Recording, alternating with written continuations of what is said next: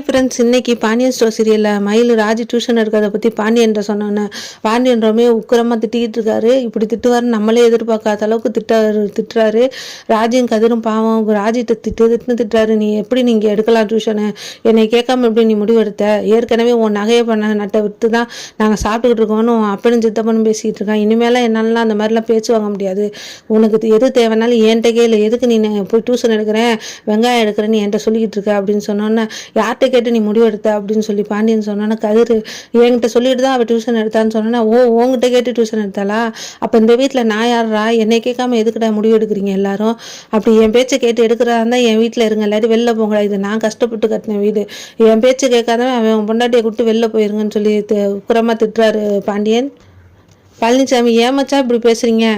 அந்த பிள்ளை கையில் காசு செலவுக்கு வேணும்னு சொன்னிச்சு, அதனால தான் நான் போய் டியூஷனுக்கு ஆளை கூப்பிட்டு வந்தேன் அப்படின்னா கடைசியில் வேலை சொன்னால் எதையும் உருப்படியாக செய்யாத, டியூஷனுக்கு ஆள் எடுத்துக்கிட்டு திட்டியா நீனு அப்படின்னு சொல்லி அவரையும் 2 திட்டினோன்னா கதிரன் அவன் உழைச்சி சம்பாரித்து வீட்டை வாங்கிக்கிட்டு மற்ற விஷயம்லாம் பேசணும், இங்கே என்கிட்ட ஜால்ரா பேச்சு பேசிகிட்டு இருக்கக்கூடாது அப்படின்னு சொல்லி திட்டிவிட்டு போயிடுறாரு. உள்ளே போய் ராஜி அழுதுகிட்டே இருக்காங்க. அப்போ பழனி போய் விடுமா, நம்ம திட்டு வாங்குறது நம்ம தலையில் தான் போச்சு, கதிர் வேலை பார்க்கணுங்கிறது தலையில் தான் போச்சு. ஏக்கா நம்ம திரும்ப டியூஷன் எடுத்தோம்னா நம்மளை வீட்டை விட்டு வெளில போக சொல்லிடுவாள், இதை வச்சு ஓடிடுவாங்க, நம்ம இந்த ஆள்கிட்ட தப்பிச்சிடலான்னு உதப்பட போடுறாடின்னு அப்படின்னு சொல்லி கோமதி திட்டுறாங்க.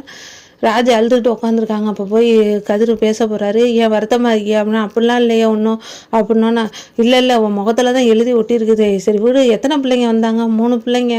டியூஷன் ஃபீஸ்லாம் கம்மி தானே, 800 தானே வருது, இதை வச்சு நீ எப்படி சொல்கிற அப்படின்னா இல்லை இன்னும் என் திறமையை பார்த்து நிறைய பேர் வந்தாங்கன்னா 20 பிள்ளைங்க வந்துச்சுங்கன்னு வச்சுக்கோங்க, இன்னும் 4000 கிடைக்கும், அதை வச்சு உங்களுக்கு கொடுக்கலாம், நீங்கள் அடுத்த மாதம் 10,000 கொடுத்துடலாம்ல வீட்டுக்கு, அதனால தான் நான் சொன்னேன் அப்படின்னா கனவு கண்டுக்கிட்டு இருந்தீங்களாக்கா அப்படின்னு நக்கல் பண்ணுறாரு.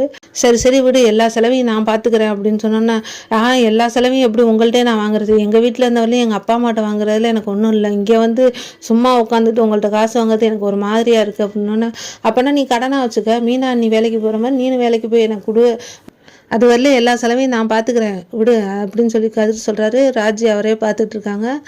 வீடியோ பிடிச்சிருந்தா சப்ஸ்கிரைப் பண்ணுங்கள். தேங்க்யூ.